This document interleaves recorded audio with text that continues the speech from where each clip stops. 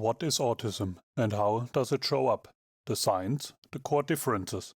Why am I here? What am I doing and where the actual F is my cat again? Welcome to the Artcast and today's episode. My opinion needed as much as another person telling me you don't look autistic. As always, I hope to make someone smile, someone agrees to what I'm talking about, or you may just get something out of this. I would really appreciate if you leave a like, a subscribe, or a comment. Let's start from the ground up. You know, where you are supposed to start when building something, because trying to explain autism without laying the foundation first is like building a roof and then wondering where the hell to put it. And trust me, I already have enough problems without adding architectural disasters to the list. I start with the actual definition of autism. Autism is a neurodevelopmental condition, and what that actually means is the brain is developed differently from the very beginning, from birth or even before birth. It's how autistic people are wired. The structure of the brain itself is different. It's not a disease you can catch. It's not a disorder that happens to you at some point in life. And despite what some people think, it's not something that needs to be cured. It's not brain damage. Nothing happened to cause it. Autistic people are just born this way. Their brains are built differently from the start. What autism does affect is how people process information, how they communicate, and how they experience the world around them, their surroundings, other people, sensory input. All of it gets processed through a different system. Sometimes that means experiencing things more intensely than neurotypical people do. Sometimes it means missing social cues that others pick up easily. Sometimes the difference is an advantage, sometimes it's a challenge, but it's always just different. Think of it like this. If neurotypical brains are PCs, autistic brains are Macs, or the other way around. Both are computers, both function. They just run on different operating systems, and you wouldn't try to cure a Mac into being a PC. You just learn how each one works and use the right tools for each system. You can't become autistic. You can't stop being autistic. It's not a switch you can flip on and off. Though honestly, sometimes I wish there was one. Would make some things a hell lot of easier. What does change over time is learning coping strategies, understanding yourself better, developing skills to navigate a neurotypical world. But the underlying neurology, that stays the same. And here is something important. You can't be a little bit autistic. Either you are or you aren't. There is no 80% autistic, no slightly autistic, and unfortunately no seasonal autism. That would be convenient, right? Just autistic in winter when you're at home anyway. Already depressed because it's dark at 4 p.m. But no, it's a year-round lifetime membership. No returns, no exchanges. The spectrum doesn't mean how much autism you have. It means how your autism shows up, which traits you have, how they affect you, what support you need.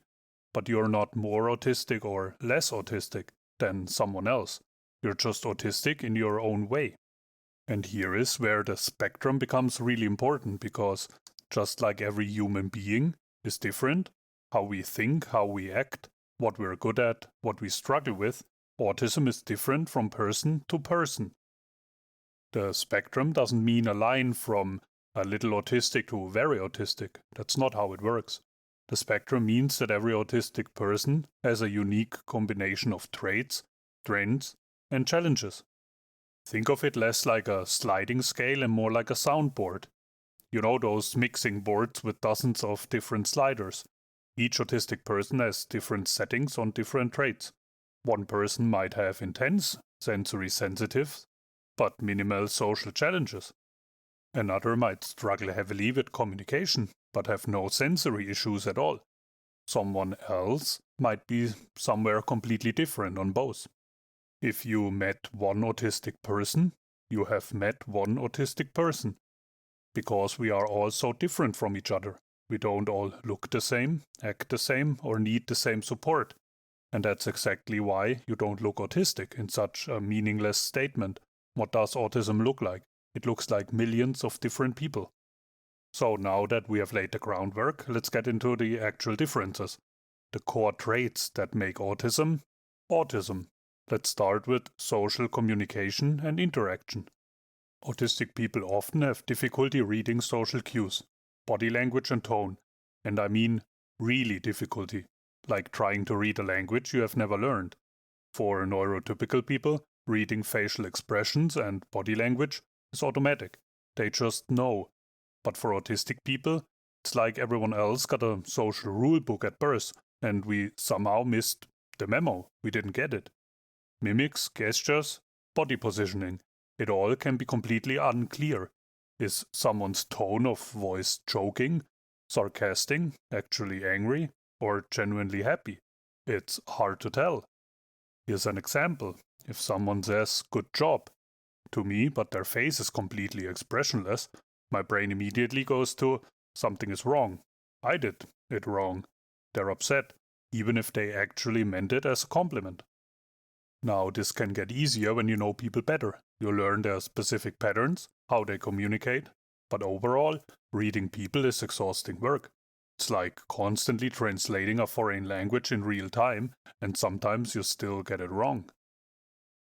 Also, autistic people tend to take language literally, as it's spoken, and this causes all kinds of confusion in everyday conversation. Some examples. Someone asks, "Do you have a watch?" I answer no. And what they actually meant is, "What time is it?" But they didn't ask, "What time is it?" They ask if I have a watch, and I don't have one, so no. What does it cost? Dollars. Well, depends on what country you're in. Could be euros or pounds or whatever. And what they meant is, how much does it cost? But that's not what they said. Do you have a favorite dish to cook? Yes. And then it's awkward silence, and what they wanted is for me to tell what the dish is. But they only asked if I have one, and I do, so. Question answered. Are you allergic to anything? Yes. More silence. Same thing. They want to know what I'm allergic to, but they only ask if I'm allergic. See the pattern here? Autistic brains process language exactly as it's stated. Idioms, implied meanings, read between the lines. That doesn't come naturally. If you want to know something specific, you need to ask the specific question. Otherwise, you're getting the literal answer to the literal question you asked. Not understanding unwritten social rules. This is where things can get tricky, because neurotypical people have all these unwritten rules that everyone just knows somehow. Expect we don't. Like eye contact. How long are you supposed to look at someone? When do you look away? When it's your time to talk?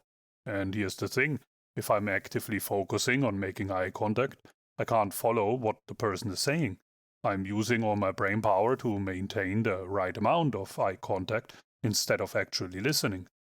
And it can feel really uncomfortable, like I'm just staring. So sometimes I look at their nose instead or their eyebrows. That's easier, until I notice something like a stray hair, a pimple, or whatever, and then I can't unsee it and it becomes its own distraction. Then there is knowing what's appropriate to talk about and what isn't. Why is talking about your special interest for 20 minutes too much? Why are some topics fine at dinner and others aren't? Who decided small talk about the weather is normal? These rules exist apparently, but nobody ever teach them. And reading intentions. Forget about it. Is this person flirting with me or just being friendly? No idea.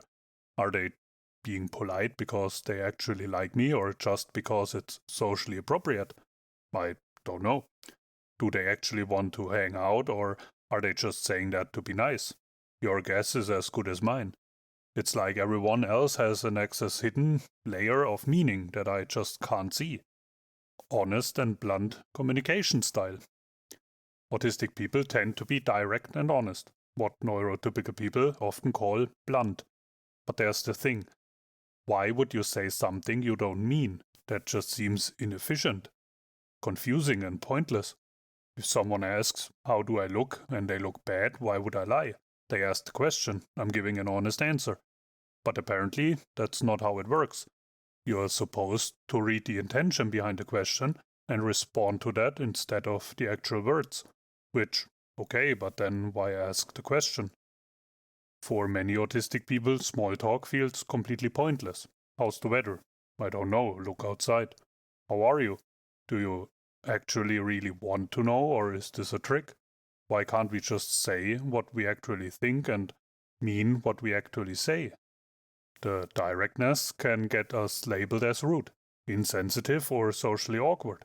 But from our perspective, we're just being honest.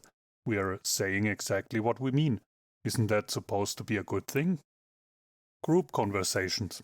And speaking of social situations, group conversations are overwhelming for a lot of autistic people. There are too many voices, too many people to track. By the time you figure out when it's your turn to speak, the conversation has moved on. You can't read the room to know if what you want to say is relevant anymore. Personally, I always felt uncomfortable in groups. Speaking up, doing things, group work in school, all of it made me anxious. And having to talk in front of the class, I was a complete wreck, nervous as hell, couldn't sleep all night, heart racing, shaking, just too much. It's not about being shy, it's about the sheer overwhelm of processing multiple people, multiple social cues all at once, while also trying to participate. It's exhausting. At work, though, it was easier for me. I think because I'm a good worker and I did my job really well. People depended on me, so it was easier to mask and just be someone who does good work. The social expectations were clear. Do your job, be professional, get things done. That I could handle. But here's the thing, social strengths are worth mentioning too. Because yes, autistic people have social challenges, but we also have real strengths. Deep, meaningful conversations over pointless small talk any day. Loyal and honest friendships. You know where you stand with us. We don't play games. Don't manipulate. Don't say things we don't mean. And when we find the right people, people we can trust who are genuinely kind and real, the connection is deep, real, authentic in a way that a lot of neurotypical relationships aren't. We might struggle with the surface level social stuff, but when it comes to genuine connection, autistic people can be some of the most loyal, honest, and real friends you'll ever have. Sensory processing differences. The sensory system in autistic people is dialed differently. Things that don't bother neurotypical people at all can be completely overwhelming for us. Or, on the flip side, we might not notice things that other people find obvious. Autistic people can have sensitivities to sounds, lights, textures, smells, and tastes. And I don't just mean it's annoying, I mean these things can be physically painful. And this applies to every sense we have. Sound, high-pitched noises, sudden loud sounds, overlapping conversations. These aren't just unpleasant, they hurt, like actual physical pain. And we can hear things other people don't even notice. The electrical hum of appliances, fluorescent lights buzzing, a clock ticking in another room. If I hear a clock ticking, I can't sleep. That sound just takes over my entire brain. I can't filter it out, can't ignore it. It's all I can focus on. Autistic people often struggle to filter background noise. You know how people can have a conversation in a noisy restaurant and just tune out the other tables. We can't do that. Every sound has equal volume. The person talking to me, the dishes clanking, the music playing, the people at the next table chewing, it's all coming in at the same level, and my brain can't sort out what to focus on. Touch and texture. Certain textures are unbearable. Not just, I don't like this, more like, that makes my skin crawl and I need to get away from it immediately. For me, I can't touch real leather. After I touch cheese, I need to wash my hands instantly. The feeling just stays there and it's awful. I only wear clothes without tags or I cut them out. Silk? Absolutely not. The texture makes me want to jump out of my skin. A lot of autistic people cut tags out of the clothes, avoid certain fabrics, can't stand tight clothing or seams, or the opposite. They really need tight clothing, weighted blankets, deep pressure to feel comfortable. Taste and smell. Food textures are huge. This is why so many autistic people are labeled picky eaters. But it's not about being difficult, it's sensory. Mushrooms and pickles, the worst of the worst in every possible scent. The texture, the taste, the smell, all of it is just wrong. I've been a really picky eater my whole life. It's not a choice. Strong smells can be overwhelming too. Perfume, cleaning products, certain foods, cooking. What smells normal to you might be nauseating to us. Light. Bright lights, fluorescent lights, flickering lights. They can cause instant headaches or feel physically painful. Sunlight can be too much too. Some autistic people need sunglasses indoors just to function. And here is another thing. It's not all about being oversensitive. Some autistic people are undersensitive and actually need more sensitivity input. They might need loud music, crave strong flavors, need tight hugs or weighted blankets. They're constantly touching things, moving around, seeking stimulation because their sensory system needs more input to feel regulated.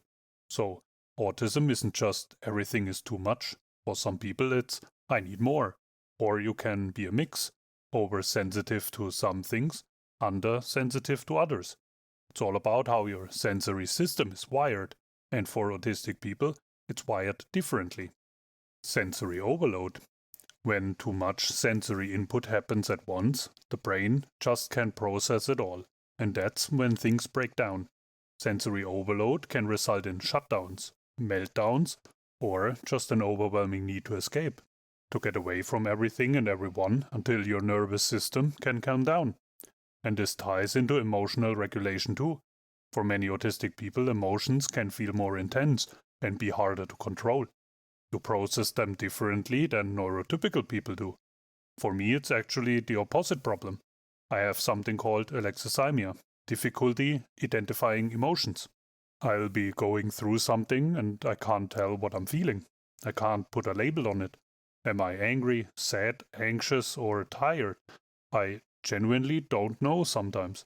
I'll do a whole episode about this later because it's complicated. Meltdowns versus shutdowns. There is an important difference between meltdowns and shutdowns, and a lot of people don't understand this. A meltdown is emotional and sensory overload that results in outward expression, crying, yelling, physical reactions. It looks like losing control, but it's actually a nervous system overwhelm. It's not a tantrum. It's not a choice. It's your body's way out of saying, this is too much, I can't handle this anymore. A shutdown is different. Your brain just goes offline. You can't speak, can't move, can't process anything. You need to withdraw completely from everything and everyone. It's like your system just stops. Both are responses to overwhelm, and both are valid. Neither of them is something you can just snap out of it. The interoception, the internal body signals. This is the ability to recognize what's going on inside your body. A lot of autistic people have difficulties with this. You can't tell when you're hungry or thirsty. You don't notice you need to pee until it's urgent. You can't tell if you're hot or cold until it's extreme. You might not notice pain until it's severe. Or you notice it, but you can't tell where it's coming from or how bad it is. It's like the internal signals other people get automatically just don't come through clearly. So you forget to eat, get dehydrated without realizing it, or you don't notice until you are sick, until you are really sick. Your body is trying to tell you things, but the message isn't getting through. I remember having a panic attack in a cinema during a 3D movie. I had to get out. It was just too much. People all around me, the noise, the intense visuals right in my face, and probably the constant smell of popcorn on top of everything else. My brain couldn't handle all those inputs at once. I just needed to escape. Let's move on to repetitive behaviors and routines. A lot of autistic people can have a strong need for sameness, patterns, and routines. Repetitive movements and behaviors aren't just habits. They give comfort. They regulate your nervous system. They're predictable and soothing. I never even realized I had the same route in the grocery store that I always took. I bought the same things in the same order every single time. It wasn't a conscious choice, it just felt right. Then you have self-stimulatory behavior. Stimming includes things like rocking, hand flapping, spinning, leg bouncing, or even finger picking. Repetitive movements that help regulate emotions and sensory input. They help you focus. These can range from subtle movements that most people wouldn't notice, like bouncing your leg or clicking a pen, to more obvious ones like hand flapping or full body rocking. It's not something you consciously decide to do, it just happens and it helps. The need for routines and sameness. Having the same schedule every day feels safe. Same food, same routes, same steps. It's all calming and also soothing again. I have the same breakfast every single day with my coffee in the morning, and I've been doing this for years. And if I don't have my breakfast, the whole day can go off. I realized this when I was going through the diagnosis process. On days I didn't have my usual breakfast, I tried to do things but couldn't settle. I worked more, moved around more, searching for something that wasn't there. That unrest just stayed in my body. I have the same playlist of songs and artists that rarely change. I can listen to the same song for days on repeat. It's comforting and it's predictable. The difficulties with change. Some small, unexpected changes can be completely overwhelming. If something is not in the place where I left it, even something minor, it throws everything off. And I know there are things we can't control, that's life. But adjusting to that is difficult. Finding new routines when life surprises you, that's not easy, that's really hard. Advance warning helps. If I know a change is coming, I can prepare. But sudden changes, surprises, disruptions to routine, those hit hard. Patterns in thinking. This extends to how autistic people think too. Black and white thinking. I have that a lot and I really try my best not to, but it's hard. Things either are or they aren't. Rules are rules, they are there for a reason, and I thrive on that structure. If things aren't fair, I understand it on an intellectual level, but emotionally it's hard to accept. I have a huge sense of justice, fairness, and treating people equally, no matter who they are. I don't understand putting people on pedestals. We all shit the same, eat the same, breathe the same air. Why should some people get special treatment just because of who they are? It doesn't make sense. Rules should apply to everyone. Fair is fair, and when the world doesn't work that way, which it often doesn't, it's frustrating as hell. Special interests. A lot of people develop deep, passionate interests in specific topics. And I don't just mean hobbies, it's more intense than that. There are interests that consume you in a good way. For me, it's a few things. There's a German lol cow I've been following for years. I've watched nearly every video from every hater channel about them. Then there is the movie Alien and the whole lore behind it. For me, it's the best fucking movie ever made. The xenomorph is just perfect and beautiful in its own way. The design, the life cycle, everything about it. And of course, baseball. Since I discovered it for me, I just love it. It's turn-based, you have tons of statistics to dive into, and the game itself is fair. Not when you look at the teams and the salary cap situation, that's a mess, but the game itself, fair and structured, just perfect. We can talk about these topics for hours without realizing the other person isn't even slightly interested. I love researching, reading about topics that came up, going down rabbit holes for hours. When you ask me about one special interest, be prepared, because I tell you the details, whether you ask for it or not. And there aren't just fun distractions. They're a source of genuine joy and comfort. They are where autistic people often excel. They are where we feel competent and knowledgeable, like work, and they help re-regulate emotions. When I'm struggling with overwhelm, my favorite song can bring me somewhere else. I found that out over time. When I listen to it, it feels like I'm there, somewhere safe, somewhere that makes sense. Special interests are like a reset button for our nervous system. But there is also a downside. You can get obsessed. People think you're weird about it. It can interfere with daily life if you can't stop thinking about it or talking about it. And when people aren't interested or tell you to stop talking about it, that hurts. Because these things bring you so much joy, and sharing it is how you connect. But not everyone wants to hear about the xenomorph life cycle for the 10th time. But finding people who share your interest, or at least genuinely want to hear about it, that's everything. And the concept of the spectrum.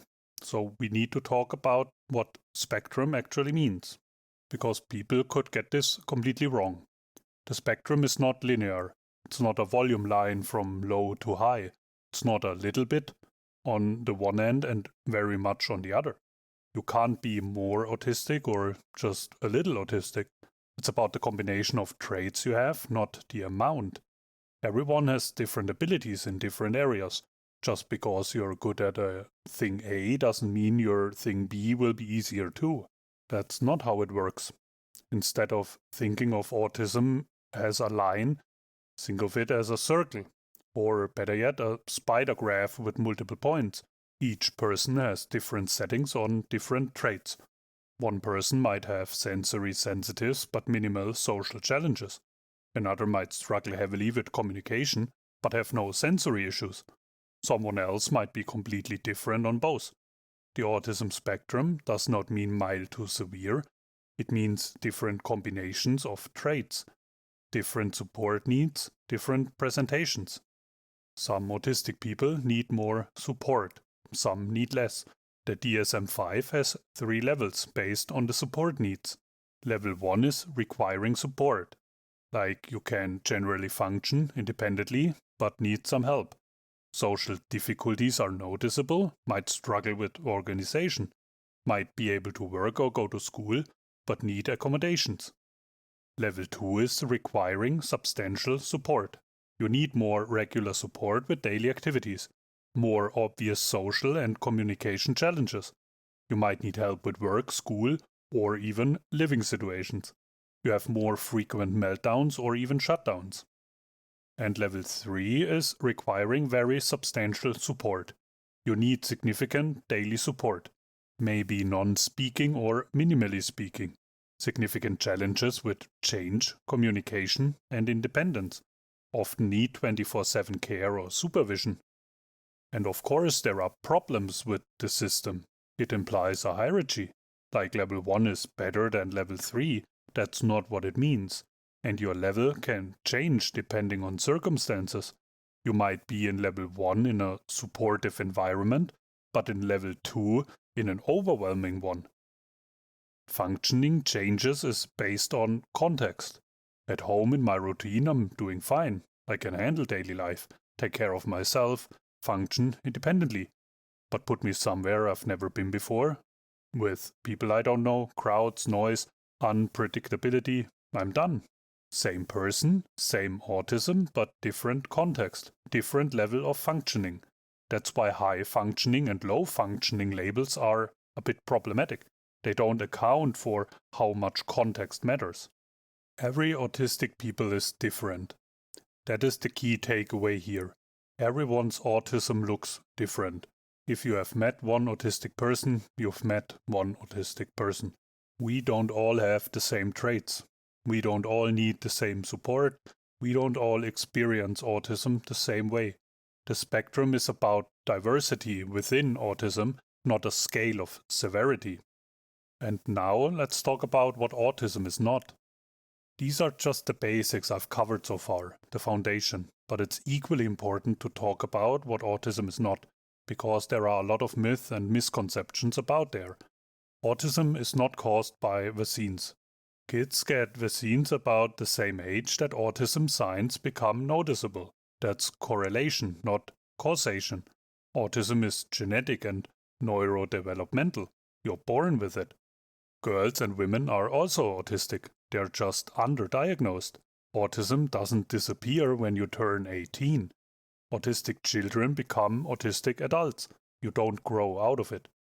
Autistic people don't lack empathy. It just works differently. We might struggle to read what you're feeling from your body language, but that doesn't mean we don't care. Often we care too much. We feel things intensely. Not everyone is a genius like they're often portrayed in media. Most autistic people are just regular people. It's just like everyone out there. I just struggle more in some areas and can be a bit off sometimes. And this stereotype can actually be harmful because when you don't have special abilities, people question your diagnosis. I'm not a human calculator with special functions like I always say I'm just a poop shell, same as everyone else. There is also no cure needed. You don't grow out of autism, and there is no cure for it. This is just how our brains work. And it's not a tragedy or something inherently bad. It comes with challenges, yes, but it's not the end of the world. It's just a different way of being. It's not always visible or obvious. We mask, we hide our traits because we just want to fit in. That's something I wanted my whole life, to just blend in and be like everyone else. It should not be used as an excuse. It's an explanation for yourself, for understanding why certain things are hard. I never used it and I would never use it to get out of something or avoid responsibility. And it's not a trend or overdiagnosed just because people use the internet. But here's the thing, always go to a professional for a diagnosis. Don't just ask the Google and self-diagnose without proper evaluation. Now, watch this drive. Using autism as a trend or claiming it without proper understanding harms the community. It can invalidate experiences for people who actually seek understanding. It prevents people from getting the support they need because resources get stretched thin and people stop taking the diagnosis seriously. To wrap this up, what autism means for me. I can explain myself better now. I understand why certain things were always hard, why I felt different my whole life. I know now how I function. I know my strengths and weaknesses better. I know what situations to avoid and what situations I can dive into head first. I understand how it affects my daily life, and I learn to live with it. Living with something is different than suffering from something, and I don't think anyone should suffer from autism. Yes, there are challenges, but there are also strengths. Autism is part of who I am. Not all of who I am, but part of it. And understanding that has made everything make more sense. So, that is autism, the core traits and what it actually looks like and what it doesn't. If you're watching this and thinking, wait, this is bullshit, but it sounds like me, trust that feeling. You know yourself better than anyone else, and understanding yourself is the first step to everything else. In the next episodes, I'm going to dive deeper into specific aspects, masking, sensory overload, meltdowns, all of it. Because understanding the label autism is one thing. Understanding what it's like to actually live as an autistic person, that's what I really want to share with you. Thank you for watching. Take care and have a wonderful day.